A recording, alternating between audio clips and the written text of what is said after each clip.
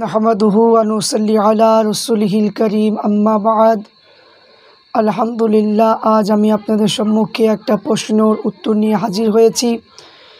সেটা হলো যে সামনে রবিউল আওয়াল মাস আসছে। এই মাসে 12 তারিখে 12 রবিউল আওয়ালে ঈদে মিলাদুন্নবী করি। তো এখন আহলে হাদিস, লা মাযহাবি, ওয়াহাবি, ফরাজি, দেওবন্দি আলেমরা বলে যে 12 রবিউল আওয়ালে ঈদে মিলাদুন্নবী পালন করো, তো ওয়াফাতুন নবী মানে পালন করো না কেন? মৃত্যুবার্ষিকী পালন করো না কেন? যেদিন আল্লাহ নবী আগমন করেছে সেদিন তো আল্লাহ নবী মৃত্যুবরণ করেছে, এটা বলে তারা ফিতনা ছড়ায়, মানুষের কাছে ফিতনা ছড়াচ্ছে। আর বিভ্রান্তি অবসান একটা বই 22 পৃষ্ঠায় ওয়াহাবি মাওলানা নুরুল ইসলাম অলিপুরি লিখেছেন 12 রবিউল আওয়াল মিলাদুন্নবী পালন করা হয়, কিন্তু 12 রবিউল আওয়ালে কেন ওফাত দিবস পালন করা হয় না? তো 12 রবিউল আওয়ালে ওফাত নবী পালন না করার কারণগুলো বিস্তারিত বর্ণনা করা হবে। তো এখানে আমরা যে ওফাত দিবসটা পালন করি না, 12 রবিউল আওয়াল আল্লাহ নবী আগমন সম্পর্কে আমরা ওটা মানে ঈদে মিলাদুন্নবী হিসাবে পালন করি, তার জবাব ইনশাল্লাহ আপনাদের সম্মুখে আলোচনা করব। আপনারা মানে কি এই ভিডিওটা সম্পূর্ণ দেখুন।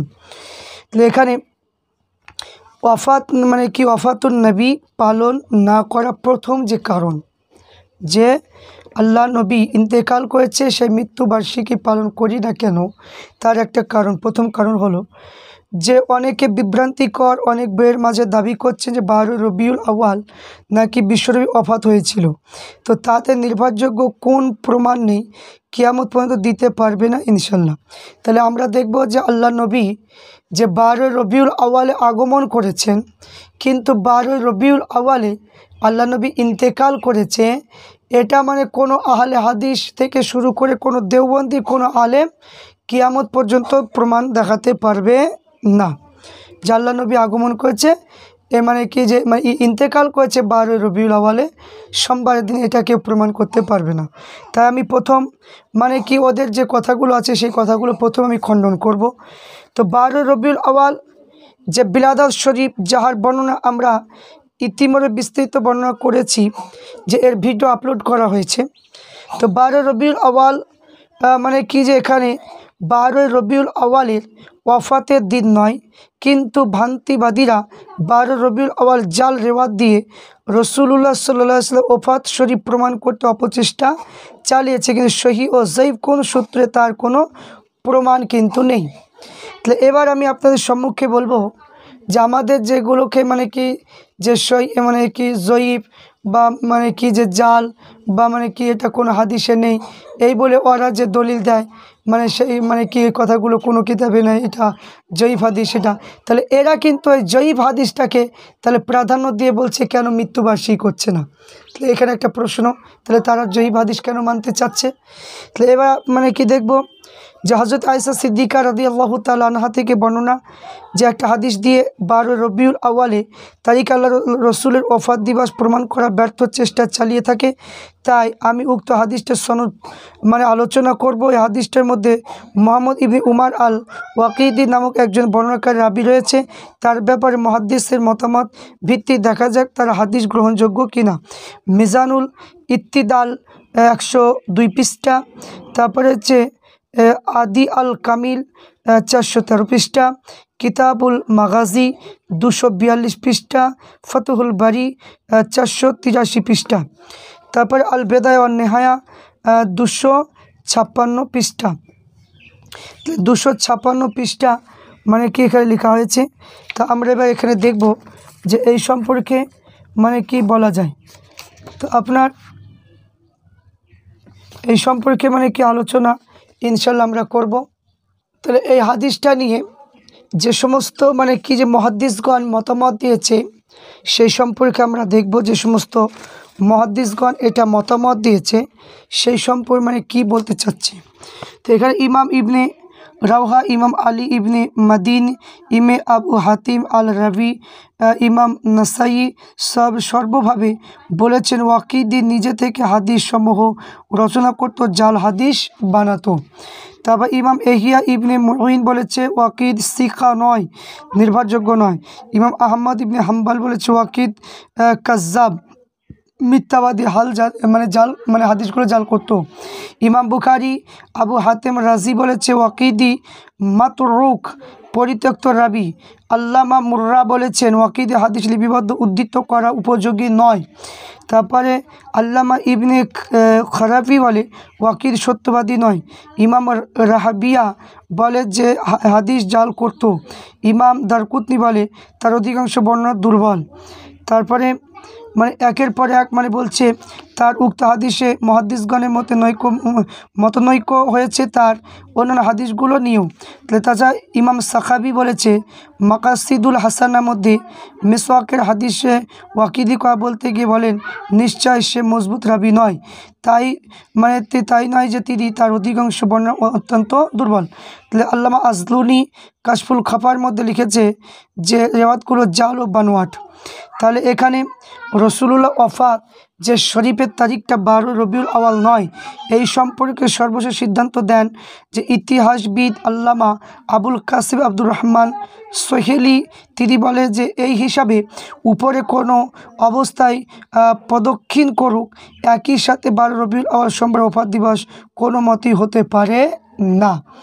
তারপরে এই বিষয়ে অভিমত শক্তিশালী ভাষায় মুসলিম দার্শনিক ইতিহাসবিদ মোহাম্মদ শামসুদ্দিন আল জাহাবি, ইবনে আসাকির, ইবনে কাসির, ইবনে নুরুদ্দিন আলী, ইবনে আহমদ আলী সামহুদি, আলী ইবনে বুরহান উদ্দিন আল হালবি, আল বদরুদ্দিন আইনি, ইবনে হাজার প্রমুখ বর্ণনা করেছে 12 রবিউল আওয়াল পবিত্র ওফাত দিবস হওয়া কোনো মতে প্রমাণ হয় না।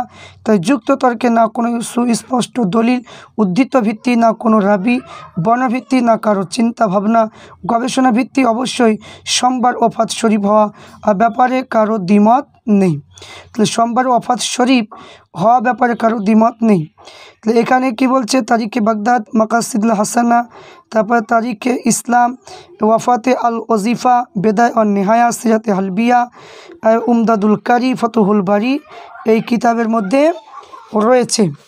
তাহলে এই কিতাবগুলোর মধ্যে এটা এই কি কথাগুলো সব উল্লেখ করা হয়েছে। তারপরে ইমাম বুখারি মুসলিমও প্রমাণ পাওয়া যায় যে 12 রবিউল আওয়াল রসুলুল্লাহ ওফাত হয়েছে এমন কোনো নির্ভরযোগ্য দলিল নেই। আবদুল্লাহ জাহাঙ্গীর তা বইয়ে স্বীকার করতে বাধ্য হয়েছে।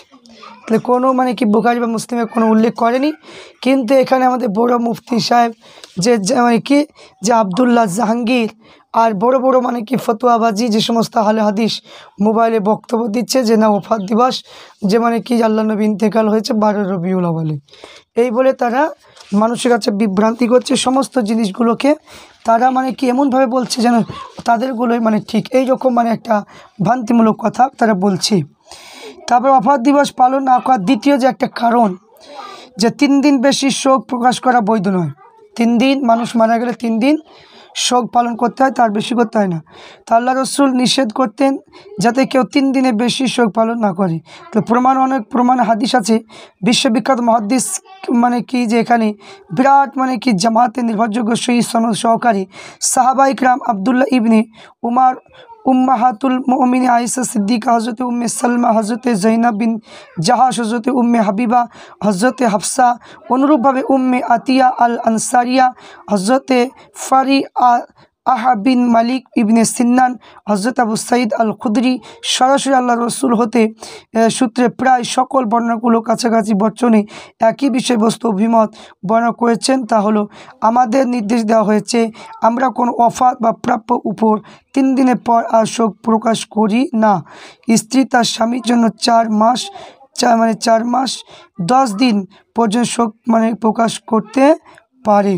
কোন কোন কিতাবে পাওয়া যাবে? আল মুহাত্তা, তারপরে হচ্ছে কি আল মুসান্নাফ, তারপরে আল মুসনাদ, তারপরে শরহুল মাআনিল আসার, as-সহিহ ইমাম বুখারি, as-সহিহ মুসলিম, আল জামে তিরমিজি, আবু দাউদ, নাসাই, ইমাম দারমি, বাজ্জার, হাইসামি, মাজমুউল জাওয়াইদ এই সমস্ত কিতাবের মধ্যে পাওয়া যাবে। তারপরে এখানে যে আপনার ওফাতুন নবী পালন না করার তৃতীয় যে কারণ সেটা হলো যে আহলে সুন্নাত ওয়াল জামাতের সমস্ত নবীগণ ওলিগণ জীবিত, শুধু তাই নয়, কোরআন শরীফে বাকারা শহীদের জীবিত থাকার কথা বলা হয়েছে, যে কি যে ওয়ালা তাহসাবান্নাল্লাযিনা কুতিলু ফি সাবিলিল্লাহি আমওয়াত, বা এখানে বলা হয়েছে তারপরে নবীগণ তাদের কবরের মধ্যে জীবিত, তাদের সেখানে সালাত আদায় করেন। এই সম্পর্কে একটা হাদিস আনা হয়েছে হযরত আনাস থেকে। তো নবীগণ তাদের কবরের মধ্যে জীবিত, তাদের সেখানে সালাত আদায় করে। তো আল্লামা ইবনে হাজার হাইসামি মাজমাউল জাওয়াইদ গ্রন্থে 211 পৃষ্ঠায় তিনি বলেছেন যে ইমাম বাজ্জার হাদিস সমস্ত রাবি সিকা বলেছে, সিকা। তাহলে এই সমস্ত আম্বিয়া আলাইহিস সালাম তাদের কবরে জীবিত, তারা সেখানে নামাজ পড়েন এবং কিতাবের শেষের দিকে বিস্তৃত আলোক মানে কি করা হবে ইনশাআল্লাহ সেটা নজর রাখবেন। তবে রসুল পাক সাল্লাল্লাহু আলাইহি ওয়াসাল্লাম হায়াতুন নবী তা কোনো মতে ওয়াফাত নবী পালন করা সম্ভব নয়। ওয়াফাত নবী পালন করা হলো মানে তাদের কাজ যারা রসুলকে হায়াতুন নবী মানে না, তাহলে যারা মানে কি ওয়াফাত মানে কি যে দিবস যারা মানবে তারা নবীকে হায়াতুন নবী মানে না।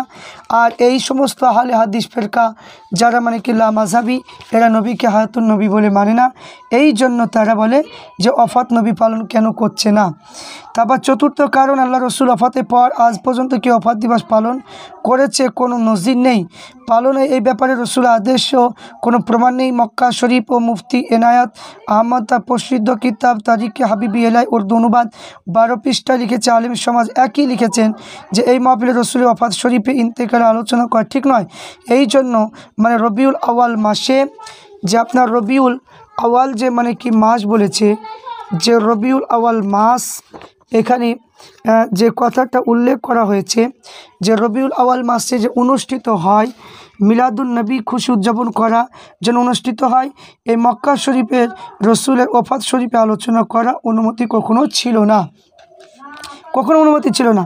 তো বুখারী শরীফে ব্যাখ্যাকার আল্লামা ইমাম কুস্তলানী মাওয়াহিবুল লাদুনিয়া কিতাবের মধ্যে লিখেছে প্রতিটি যুগে মুসলমানগণ আল্লাহ রসুলে বিলাদাত শরীফ মাসে মিলাদ মাহফিল আয়োজন করে আসছে। উন্নত মানের খাবার আয়োজন করে রাতগুলো বিভিন্ন ধরনের সদকা খয়রাত করেন, আনন্দ প্রকাশ করতে থাকেন, পুণ্যময় কাজ বেশি পরিমাণ করা প্রতি মানে গুরুত্ব দিয়ে আসেন। তাই ফলে আল্লাহর অসংখ্য বরকত ও ব্যাপক অনুগ্রহ প্রকাশ পায়। তাই এখানে উপমহাদেশে মহাদেশ আল্লামা শাহ ওলিউল্লাহ মহাদেশ দেহলভী ফৈজুল হারামাইন কিতাবের মধ্যে তিনি লিখেছে, আমি পূর্বে মক্কা মসজিদ বিলাদাত শরীফ বরকতময় ঘরে বিলাদাত শরীফে তারিখ উপস্থিত ছিলাম। সেটা হাজার হাজার লোকজন সমবেত হয়ে আল্লাহ রসুলের একত্রিত দুরূদ শরীফ পাঠ করে মিলাদ শুভগমন অলৌকিক ঘটনা আলোচনা করেছিলেন। আমি সেখানে এক মানে মিসরা নূরের ঝলক প্রত্যক্ষ করেছিলাম।